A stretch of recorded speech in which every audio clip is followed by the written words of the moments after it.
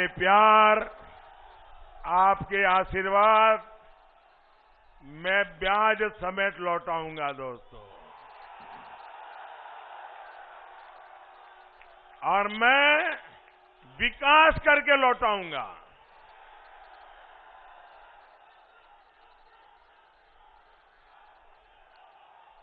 प्रयागराज एक तरह से मेघावी युवाओं का भी संगम है।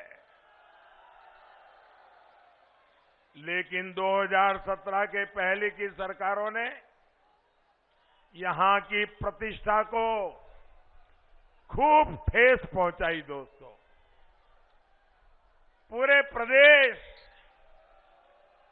पूरे देश से जो युवा यहां आते हैं, उनसे इन गौर परिवारवादियों ने छल किया है, छल किया है।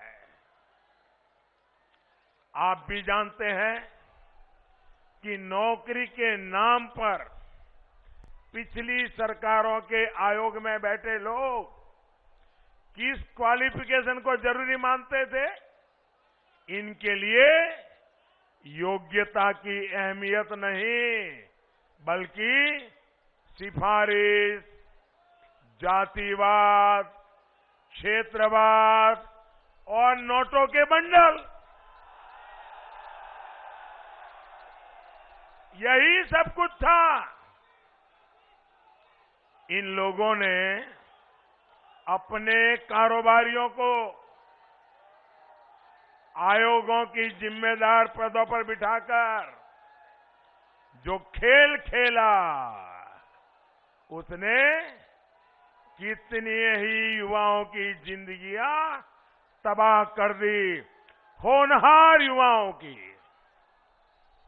आज ये लोग नौकरी के नाम पर फिर उत्तर प्रदेश के युवाओं को धोखा दे रहे हैं, धोखा। भाइयों बहनों, सच्चाई ये है कि इन लोगों ने अपने 10 साल के शासन में सिर्फ 2 लाख लोगों को सरकारी नौकरी दी, और वो भी भाई भतीजावाद, जातिवाद, पैसों के बंडल।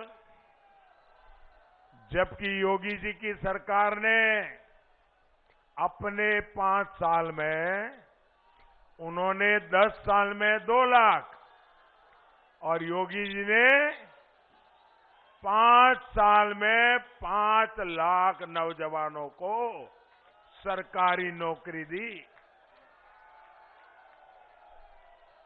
और ये नौकरियों में भी सिफारिश का रास्ता नहीं, भ्रष्टाचार का रास्ता नहीं, जातिवाद का रास्ता नहीं, भाई भतीजेवाद का रास्ता नहीं, पूरी तरह पारदर्शिता के साथ गरीब के बेटे बेटी को भी रोजगार देने का काम किया। साथियों, हमारी सरकार ने युवाओं की दिक्कत को समझना, उनकी परेशानियों को दूर करने का ईमानदारी से प्रयास किया है। पहले उत्तर प्रदेश में पीसीएस की परीक्षा का सिलेबस और यूपीएससी का सिलेबस अलग अलग होता था, और इसके कारण क्या होता था? छात्र छात्राएं इन दोनों परीक्षाओं की अलग अलग तैयारी करते थे। उन पर बहुत बोझ बढ़ जाता था, बहुत समय लगता था, धन भी बहुत खर्चा होता था। हमारी सरकार ने आपकी ये परेशानी समझी, और अब आज यूपी पीसीएस और यूपीएससी का सिलेबस लगभग एक जैसा कर दिया। यानी एक ही मेहनत से, उतनी ही मेहनत से आप दोनों परीक्षा की तैयारी करिए, दोनों परीक्षाएं दीजिए और आप आगे आकर के देश का भविष्य बनाइए। हमारी सरकार ने ग्रुप सी और ग्रुप डी की नौकरियों से जो इंटरव्यू खत्म किया, उसका भी लाभ अनेक युवाओं को मिला है। साथियों, पहले की सरकारों में विकास के नाम का विकास के काम ना होने की एक और बहुत बड़ी वजह थी जातिवाद और भाई भतीजावाद। परियोजना बनने से लेकर पास होने तक और उसके काम शुरू होने से पहले ठेकेदारी तक में भाई भतीजावाद, छोटी छोटी ठेकेदारी में, अरे कुंभ जैसे पवित्र काम में भी ये गोरख धंधे इन्होंने किए हुए हैं। गौर परिवादियों के करीबियों को ही ज्यादातर सरकारी परियोजनाओं के ठेके दिए जाते थे।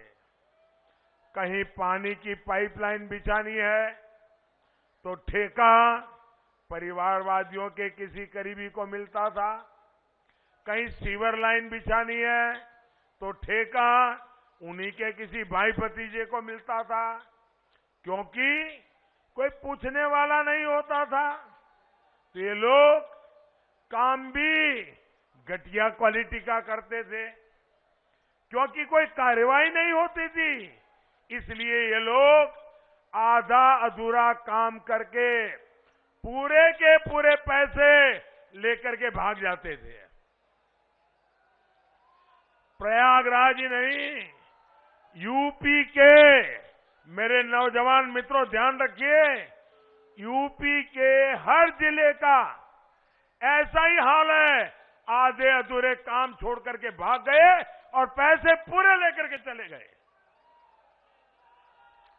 यहां के बाहुबली, यहां के माफिया, उनकी मर्जी की सबसे बड़ी सर्वोपरि उनकी मर्जी हुआ करती थी। इस वजह से कहीं अस्पताल अधूरा, कहीं स्कूल अधूरा, उनके ठेकेदार और दलालों की जेब भर गई तो वे संतुष्ट हो जाते थे। योजना का पैसा मिल बांटकर खा लिया जाता था। योगी जी की सरकार में आने के बाद माफिया का क्या हुआ?